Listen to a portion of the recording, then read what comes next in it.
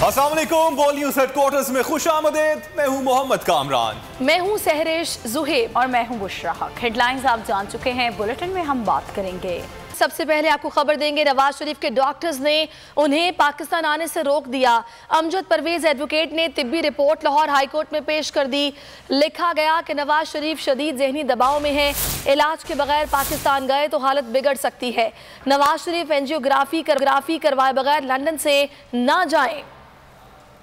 नवाज शरीफ शदीद जहनी दबाव में है, इलाज के बगैर पाकिस्तान गए तो हालत बिगड़ सकती है। डॉक्टर्स ने साबिक वजीर आजम को पाकिस्तान आने से रोक दिया। तिब्बी रिपोर्ट लाहौर हाई कोर्ट में पेश कर दी गई। अमजद परवेज एडवोकेट की वसातत से जमा करवाई गई रिपोर्ट 3 सफ़ात पर मुश्तमिल है। रिपोर्ट के मुताबिक नवाज शरीफ का पाकिस्तान आना उनकी सेहत मजीद खराब कर सकता है। दिल के मर्ज और कोरोना के सबब उनकी जान भी जा सकती है। नवाज शरीफ एंजियोग्राफी करवाए बगैर लंदन से न जाए। डॉक्टर्स ने नवाज शरीफ को अद्वियात जारी रखने की हिदायत कर दी। खुली फिजा में चहलकदमी और कोरोना से बचाव के इकदाम का मशवरा भी दे दिया। रिपोर्ट के मुताबिक कुलसूम नवाज की वफात के बाद नवाज शरीफ ज्यादा दबाव में है। वज़ीर इत्तलात फवाद चौधरी का नवाज शरीफ की मेडिकल रिपोर्ट पर रद्द अमल। बयान में कहा कि अमेरिका में मुकीम डॉक्टर ने लंदन के रिहायशी की रिपोर्ट दी। उम्मीद है अदालत इस जाली रिपोर्ट का नोटिस लेगी जिसमें पाकिस्तान के कानूनी तरीक़ेकार का मजाक उड़ाया जा रहा है।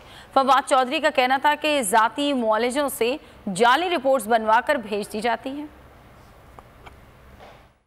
की बहुत ही एक दिलचस्प मेडिकल रिपोर्ट आज हाई कोर्ट में जमा कराई गई है, जिसमें एक डॉक्टर शॉल जो कि वाशिंगटन में रहते हैं, उन्होंने लंदन में रहने वाले नवाज शरीफ के बारे में ये कहा है कि वो बहुत स्ट्रेस में हैं और उनकी कोविड-19 की वजह से और मेडिकल हालत ऐसी नहीं है कि वो पाकिस्तान ट्रैवल कर सकें।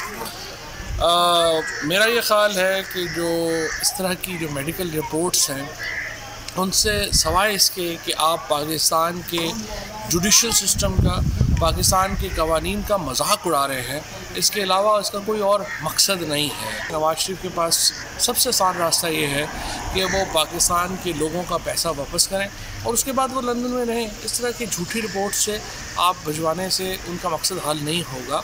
ये जो रिपोर्ट्स हैं जिनका एक पलंदा है, मुझे उम्मीद है कि अदालत इसका ना सिर्फ ये कि पिछले जिस तरीके से वो बाहर निकले उसका नोटिस लेगी, बल्कि इन जाली रिपोर्ट्स का भी सख्ती से नोटिस लिया जाएगा। शहबाज गिल की अहम ट्वीट। मियां नवाज शरीफ के डॉक्टर के भारत से ताल्लुक पर तनकीद करते हुए लिखा कि हमेशा की तरह ये राम कहानी भी क्या हिंदुस्तान ने लिखवा कर दी। ये डॉक्टर साहब का ताल्लुक असल में हिंदुस्तान से है और इनके कुछ कारनामे जो अखबार में छप चुके हैं वो आपके सामने रखते हैं। बॉलीवुड अदाकार प्रियंका चोपड़ा के मुताबिक इन मोहतरम को भी फिल्में बनाने का शौक है। अब तो नवाज शरीफ के डॉक्टर के मुताबिक इनको वो बीमारियां भी हो गई हैं जो सिर्फ औरतों को होती हैं। लगता है नवाज शरीफ साहब कोई बड़ा धमाका करने वाले हैं। यहीं तक नहीं, डॉक्टर साहब ने बिलवास्ता ये भी कहने की कोशिश की है कि नवाज शरीफ साहब की शादी भी करवाई जाए। नवाज शरीफ का इलाज हो जाएगा तो पाकिस्तान वापस आ जाएंगे। शाहिद खाकान अब्बासी ने नून लीग की क़यादत का मौक़िफ़ दोहरा दिया। हुकूमत को भी आड़े हाथों लिया। कहा पाकिस्तान दुनिया का वाहिद मुल्क है जहां चोर दूसरों का एहतसाब कर रहे हैं। फरार होने वाले मुशीरों को हिसाब देना होगा। एहसन इकबाल का कहना था कि इमरान नियाजी ने बैरूनी इशारों पर मुल्क तबाह कर दिया। स्टेट बैंक IMF को तोहफे में दिया। मुआशी खुद मुख्तारी भी झोली में फेंक दी। बताया जाए कि इमरान खान की आमदन 1.25 लाख से 1 करोड़ कैसे हो गई।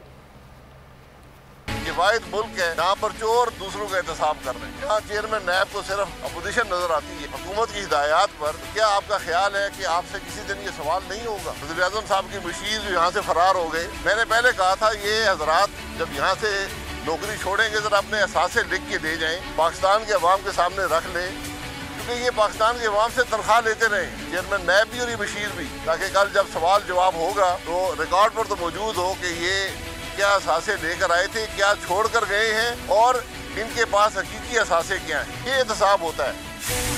ये वो शख्स है जो कहता था कि मैं IMF के पास नहीं जाऊंगा, खुदकुशी कर लूंगा।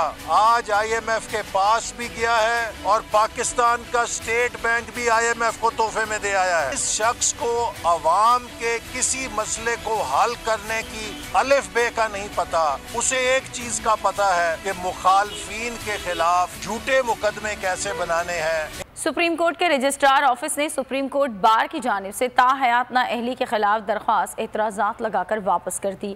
ज़राए के मुताबिक ताहयात नाअहली के मामले पर सुप्रीम कोर्ट का 5 रुकनी लार्जर बेंच फैसला दे चुका है। SBCA ने एतराज़ात के खिलाफ अपील का फैसला कर लिया। सुप्रीम कोर्ट ने आइन के आर्टिकल F162 के तहत कानून साजों की ताहयात नाअहली को चैलेंज करने वाली सुप्रीम कोर्ट बार एसोसिएशन की तरफ से दायर दरखास्त पर गौर करने से इनकार कर दिया। रजिस्ट्रार ऑफिस ने कई एतराज़ात उठाते हुए आईनी पटिशन को वापस कर दिया है। ज़राए ने बताया कि रजिस्ट्रार ऑफिस के मुताबिक ये मामला पहले ही बड़ी बेंच के 5 जजों ने तय कर लिया है। इसी तरह दरखास्त गुजार के लॉक्स स्टैंड पर भी एतराज उठाया गया है। ताहम वकला का इदारा एतराज़ात के खिलाफ अपील दायर करने पर गौर कर रहा है। उन एतराज़ात का जवाब दे के और हम तवक्को करते हैं कि आने वाले चीफ जस्टिस साहब जो हैं वो इसको सारी चीज़ को कंसिडर करेंगे तो इंशाल्लाह। सदर सुप्रीम कोर्ट बार की जानिब से दायर दरखास्त में इस्तदा की गई थी कि आर्टिकल F162 के तहत नाअहली का इतलाक इंतखाबी तनाज़े की सूरत में होना चाहिए। इस आर्टिकल में सादिक और अमीन की तशरीह के तहत साबिक वज़ीर-ए-आज़म नवाज शरीफ को पैनामा पेपर्स केस में 28 जुलाई 2017 को सुप्रीम कोर्ट के 5 रुकनी बेंच ने नाअहल करार दिया था। PTI रहनुमा जहांगीर तरीन को भी अदालत उज़्मा के अलग बेंच ने इसी शिक के तहत नाअहल करार दिया था। सरबराह PDM मौलाना फजलुर रहमान कहते हैं कि पाकिस्तानी हुक्मरानों का अंजाम अशरफ गनी जैसा होगा। हमें किसी से वफादारी का सर्टिफिकेट नहीं चाहिए। जब हम मैदान में आएंगे तो तुम भाग जाओगे। बताया जाए 74 साल तक कौमी सलामती पॉलिसी क्या थी। चमन में जलसे से खिताब में उनका कहना था कि हुक्मरानों ने माशी लिहाज से मुल्क को कंगाल करके रख दिया। स्टेट बैंक IMF के कंट्रोल में चला गया। पाकिस्तान को गुलामी की तरफ ले जाया जा रहा है। स्टेट बैंक बिल की वोटिंग के वक्त यूसुफ अजहर गिलानी ऐवान में नहीं थे। ऑपोजिशन के तंज जारी हैं। शाह महमूद कुरैशी सेनेट में आए और गिलानी साहब पर भरपूर इल्जामात लगाए। कहा यूसुफ अजहर गिलानी ने नून लीग के साथ हाथ कर दिया। ये झूठ बोल रहे हैं कि अपना इस्तीफा वापस नहीं लेंगे। गिलानी का इस्तीफा सिर्फ और सिर्फ ड्रामा था। ये कुर्सी के साथ चिपके रहेंगे। सवाल उठाया कि गिलानी रातों रात ऑपोजिशन लीडर कैसे बन गए।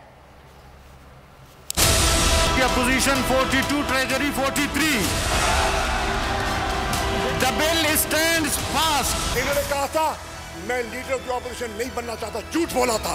ये रहेंगे, ये इस्तीफा वापस लेंगे, ये इसी कुर्सी को चिपके रहेंगे। ये ड्रामा था। ये हाथी के दांत दिखाने के और है, चबाने के और है। नून के साथ तब भी हाथ हुआ, नून के साथ जुमे को भी हाथ हुआ और नून के साथ आइंदा भी हाथ होने वाला है। मौजूदा लीडर ऑफ द ऑपोजिशन किस तरह सेनेटर मुंतखब हुए वोटों को खरीद कर। क्या ये इलेक्शन कमीशन में इनकी पिटीशन नहीं चल रही? क्या ये तारीखें नहीं भुगत रहे? आज भी इलेक्शन कमीशन ने इनका केस लगा हुआ है। इनकी वीडियोस, इनके साहबजादे की वीडियोस पूरे मीडिया में चलती रही है कि ये बोली लगाते रहे हैं, ये वोटों को खरीदने की कोशिश करते रहे हैं। The leader of the opposition is a compromised leader। क्या आपको अपनी सफों में रजा रबानी जैसा मंजा हुआ पार्लियामेंटेरियन दिखाई नहीं देता? शेरी रहमान साहिबा जैसी मंजी हुई सियासतदान दिखाई नहीं दे रही? एक कॉम्प्रोमाइज, एक टिका हुआ leader of the opposition. Please personal नॉन जी, इस तरह ये एक्सपेंड कर दें जी, इस तरह नहीं। Thank you. सब्सक्राइब करें और बेल दबाएं ताकि कोई खबर रह न जाए।